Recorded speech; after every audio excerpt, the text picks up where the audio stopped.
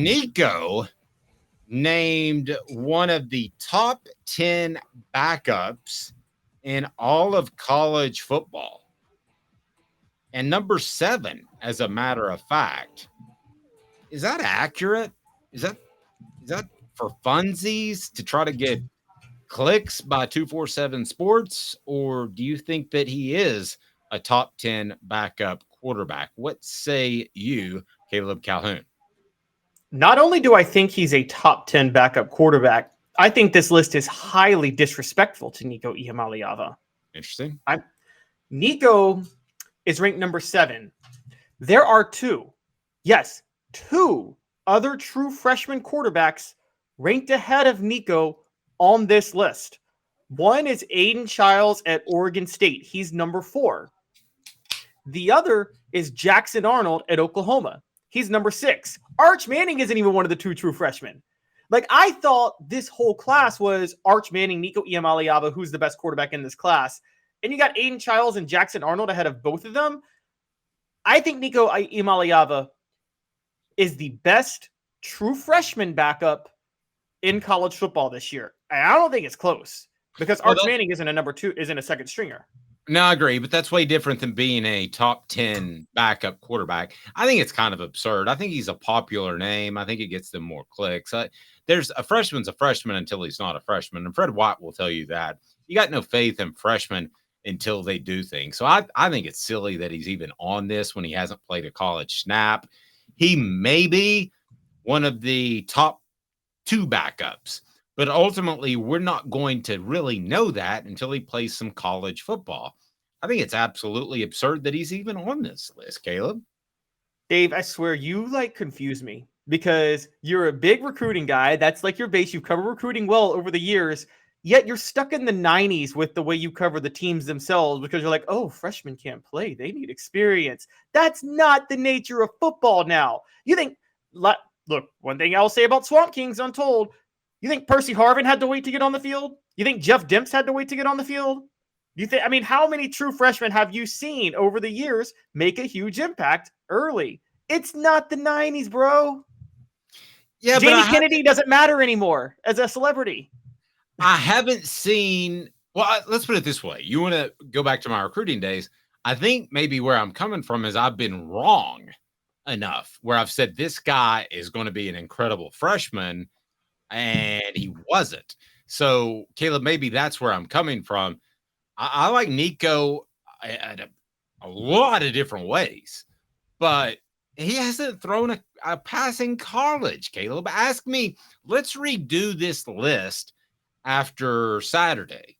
And that goes for all the teams, not just Tennessee, because a lot of these teams are going to play. And by the way, Smoky Mountain Red, welcome. We haven't seen you in a while.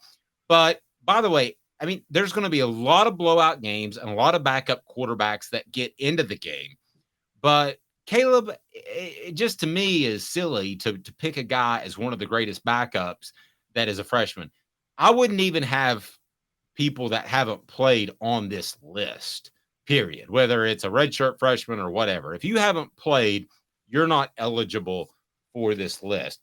Think about this, scale of 1 to 10. How crazy is that for me to say that? And today's tough question is brought to you by Zen Sports, the new sports book in Tennessee, revolutionizing the way you earn sports betting rewards. That means no more deposit bonuses that turn into deposit nightmares. And Zen Sports, what you see is what you get. And with their cash rewards program, you get a lot of cash. For a welcome bonus, earn an unlimited 5% cash back on your betting volume for your first 15 days when you sign up with the promo code HOOKED. That's HOOKED. And you get unlimited 5% cash back with HOOKED. Keep betting, keep earning with up to 3% cash back on your betting volume every month after that. Refer friends to earn a percentage of their betting volume as cash rewards too. Zen Sports is bringing the cash back to Tennessee. So if you bet big on sports, you want to be betting on Zen Sports. Zen Sports betting just got better. So on the crazy scale, 1 being Mother Teresa, 10 being Charlie Sheen.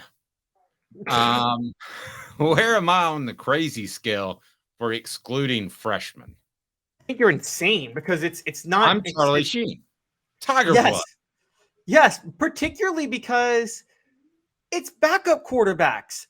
If you're not a true freshman and you're a backup, chances are, it's not chances are, but there's a possibility you're backup because you lost your job. So no true freshman has lost their job. So I'm sorry. I think with backup quarterbacks, you do have to go with hype to a certain degree.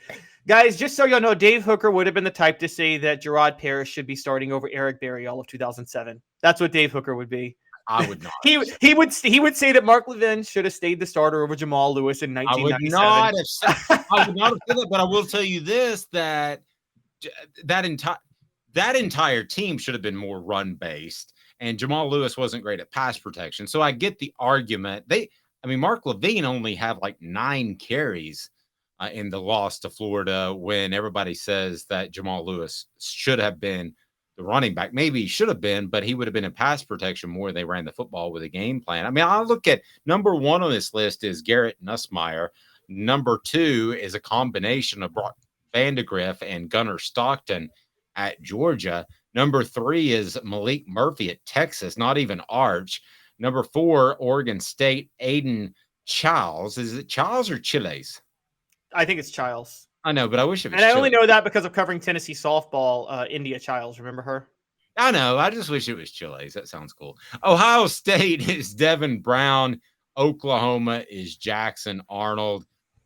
I know there were some freshmen mentioned, but it just. But Dave, how many of these have actually taken? It doesn't matter if they're a freshman or not. How many of these have taken any meaningful snaps? Period in football. Does it matter if you're a true freshman or a redshirt sophomore and you haven't played at all?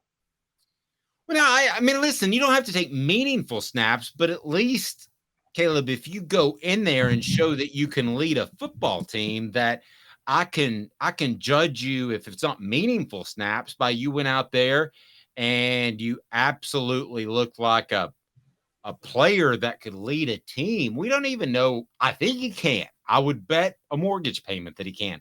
But I don't know that Nico can lead a team. I don't know that.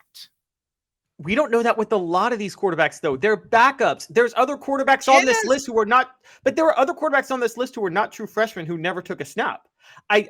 You can correct me if I'm wrong. I don't think Bryce Young took a snap in 2020, did he? Oh, I want to say he threw like 8 passes, I think. Okay. I think I thought he took a couple of snaps, and you got to. I mean, there's garbage time all the time at Alabama. I want to say he threw 8 passes. I want to say that. Okay, I'm just saying he was the first $1 million NIL kid after only throwing 8, 10, whatever passes, and it paid off. I'm not saying that Nico Iamaleava is a top 10 quarterback, but top 10 backup. With backups, you literally are stuck with a lot of guys who have never taken a snap of college football, whether or not they're a true freshman, a redshirt sophomore. I mean, yeah. Again, the only reason, like for instance, let's take this back to 1997. Most of these quarterbacks you have to judge off of is what you had to go off T. Martin in entering 97, which was nothing. I know T. Martin played some garbage time in 96. That wasn't enough for you to glean anything from him. And even after he played significantly against Nebraska in the Orange Bowl, people still didn't know what he was going to be made of when he started against Syracuse in 98. Okay, but I'll say this. T. Martin, I watched him practice, and I saw him throw the most beautiful ball. I remember the first time I went to practice, and I saw this ball soaring through the air, and I thought to myself, that had to be Peyton Manning. And no, because I was walking in practice, and I couldn't see over the guys on the sideline who threw the ball, and I saw that it was T. Martin. I was like, that was a beautiful ball. He was great in practice. I could have talked to David Cutcliffe about him. He wouldn't have been on this list had I put it together until he played. Now, maybe he would have made it, now that I think about it, because he would have been a junior. But a junior that I've at least seen on the field is way different than a freshman that I haven't seen. So I'm going to correct myself. Yes, he would have been on this list, but a freshman that I've never seen before would not. But this is as a backup, though. Again, it's harder. It's so much harder with backups. Your sample size is so small. It's harder to really rank them. I think year over year, I'm just going to say it. I think most of the time, true freshmen are better backup quarterbacks than experienced backup quarterbacks year over year. I mean, well, I'm definitely in the minority. D says sometimes the starter is just that good. Dave, you're arguing with a stop sign again. Well, If I'm running the stop sign, then that's what I'm doing.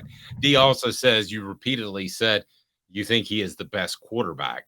I think at the end of the day, he'll have a better career than Joe Milton, but I don't know it. I do not know it. And I guess we're looking at faith a little bit. Not to get religious on you, but I kind of think that's what we're doing.